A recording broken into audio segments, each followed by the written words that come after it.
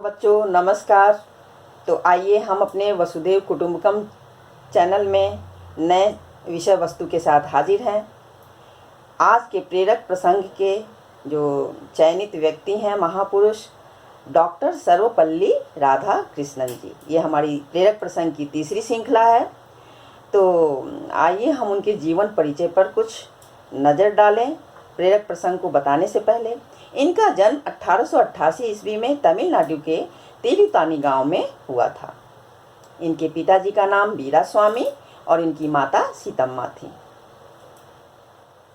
इनके पिताजी एक गरीब ब्राह्मण थे, लेकिन राधा कृष्णन जी अपने सभी भाई बहनों में बहुत ही मेधावी थे और इनकी प्रारंभिक शिक्षा से लेकर उच्च शिक्षा स्कॉलरशिप से ही हुई। प्रारंभिक शिक्षा इनकी तिरुतानी गांव में ही हुई। आगे की शिक्षा इन्होंने वेल्लोर में प्राप्त की और उच्च शिक्षा के लिए ये क्रिश्चियन कॉलेज मद्रास में दर्शन शास्त्र में एमए इन्होंने किया। जब इनकी इनकी इच्छा थी कि ये शिक्षक बने और शिक्षक के रूप में ही अपने इन्होंने जीवन की शुरुआत की। एक शिक्षक के रूप में ये अद्भुत शिक्षक थे। इनकी जीविका की शुरुआत में जब ये शिक्षक बने तो उनकी प्रथम सैलरी जो थी वेतन वो मात्र 37 रुपया थी। और ये हमारे भारत के द्वितीय राष्ट्रपति रह चुके हैं और इनको 1954 ईस्वी में भारत रत्न पुरस्कार से भी सम्मानित किया गया। इन्होंने संस्मरणात्मक बहुत सारी निबंध लिखे हैं और इनके दर्शन शास्त्र में अनेक ऐसे पुस्तक इन्होंने लिखा है।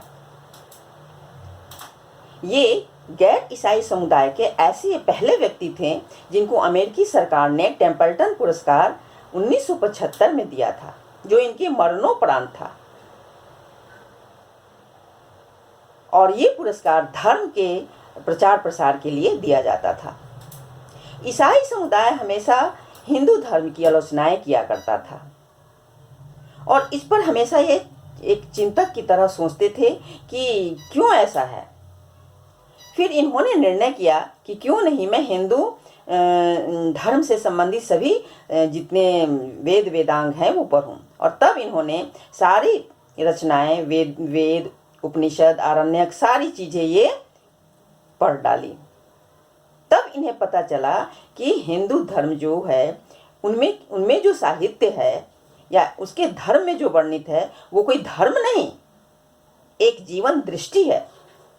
यानी जीवन को कैसे जिया जाए ये बात हिंदू धर्म में है। और तब इन्हें लगा कि ये जो आलोचनाएं होती हैं वो मिथ्या हैं।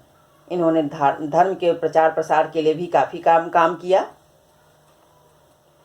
इनकी मृत्यु 1975 ईस्वी में हो गई थी और ये एक शिक्षक के रूप में इतने लोकप्रिय थे कि एक दिन कुछ विद्यार्थियों के दल ने इनके पास पहुंचकर बोला, सर हम आपका जन्मदिन मनाना चाहते हैं। तो इन्होंने कहा ठीक है, बहुत खुशी की बात है, पर आप मेरे जन्मदिन को मनाना ही चाहते हो तो शिक्षकों की जन्मदिन के रूप में मनाइए। तो बहुत सारे शिक्षकों को उसमें आमंत्रित किया गया और तब मनाई गई। ये बात इनके दिमाग में रह ही रही थी। जब ये राष्ट्रपति बने तो इन्होंने इच्छा जाहिर की कि मेरे जन्मदिन को पूरा देश शिक्षक दिवस के रूप में मनाए और तब से 5 सितंबर को शिक्षक दिवस के रूप में मनाया जाने लगा। तो ये है हमारे राधा कृष्णन जी का एक संक्षिप्त सा जीवन परिचय। आइए अब हम प्रेरक प्रसंग पर नज़र डालते हैं।